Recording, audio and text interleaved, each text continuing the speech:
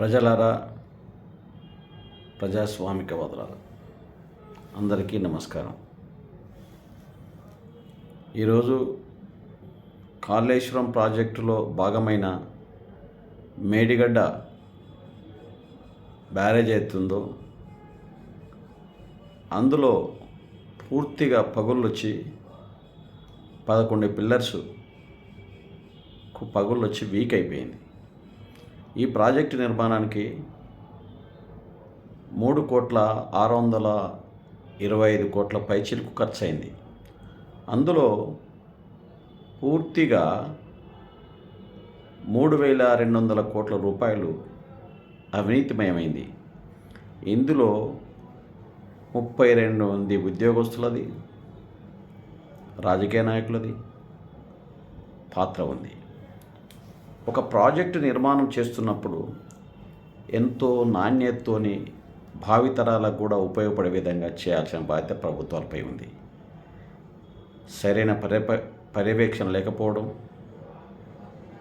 అవినీతిని ప్రోత్సహించినట్లయింది.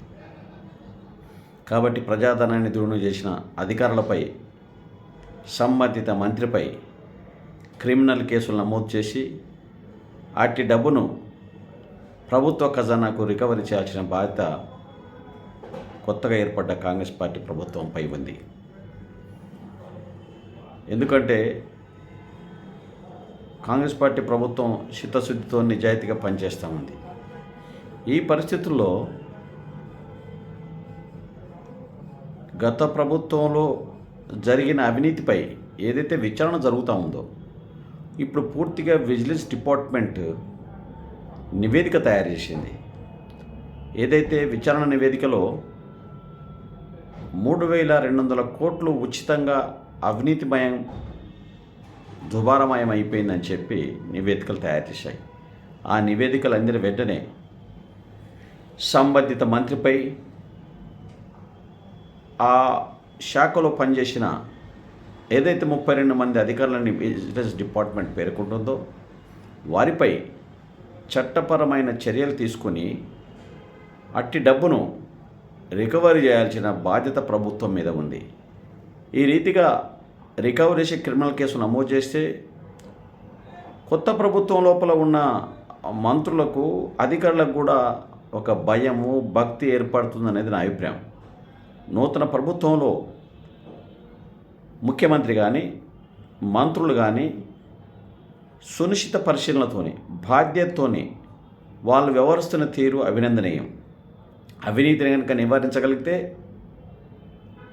ఏదైతే ఇప్పటికే 6,77,755 కోట్ల అప్పులు అవుతున్నాయో, ఆ అప్పుల నుంచి తేరుకోవాలంటే ఎక్కడ కూడా ప్రజాధనం దుర్వినియోగం కాకుండా కాపాడగలిగితే ప్రభుత్వాన్ని కూడా నడపడానికి ఆర్థిక వనరులను